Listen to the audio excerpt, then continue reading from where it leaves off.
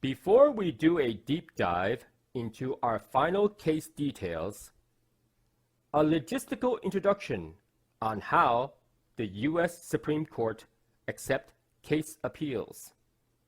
For a case impacting American law, a litigant has the right to appeal to the Supreme Court. However, a litigant does not have the right to compel the Supreme Court to accept its case.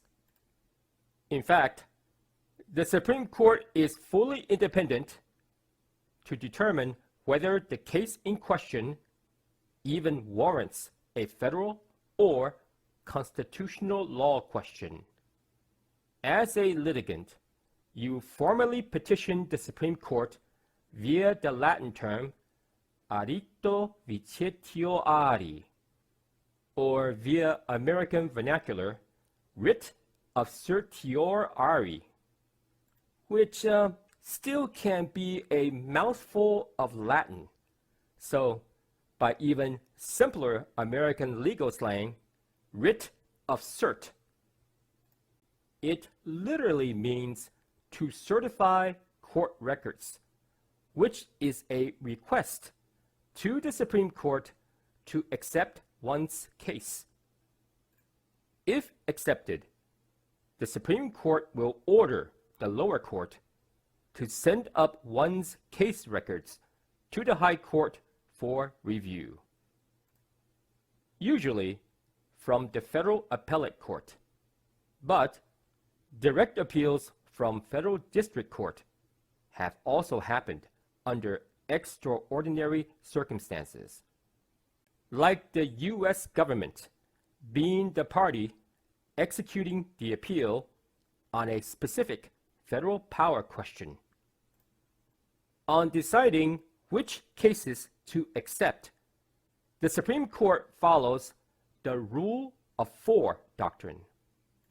That is, of the 9 justices on the High Court, they will all vote on which case warrants a federal or constitutional law question. If at least 4 of the justices vote in the affirmative, then the case is accepted.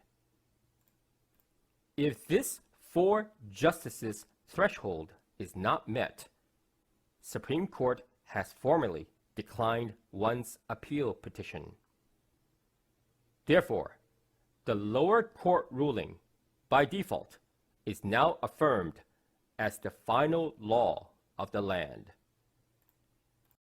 To be blunt honest, one should not hold one's bated breath in anticipation that the High Court will accept one's case. Because, on average, the Supreme Court receives between 7,000 to 10,000 case appeal petitions every year, out of which barely 100 to 150 cases are accepted. That's around 1% acceptance rate. The machinery of our American civics in action. To use a famous American fried chicken marcom tagline, gotta love it. Or, if you prefer a more highbrow tagline, the late actor Richard Harris, aka Harry Potter's Dumbledore, he enunciated a proverb in the movie Cromwell. Quote, "Let men talk, for when they stop talking, they reach for their swords."